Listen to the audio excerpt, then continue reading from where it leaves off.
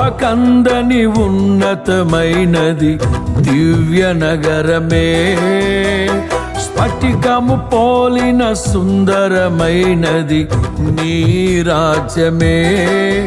ఆ నగరమే లక్ష్యమై మహిమాత్మతో నింపినావు. అమరలోకాన నీ సన్నిధిలో క్రొత్త కీర్తనే పాడెదను. అమరలోకాన నీ సన్నిధిలో క్రొత్త కీర్తనే పాడెదను.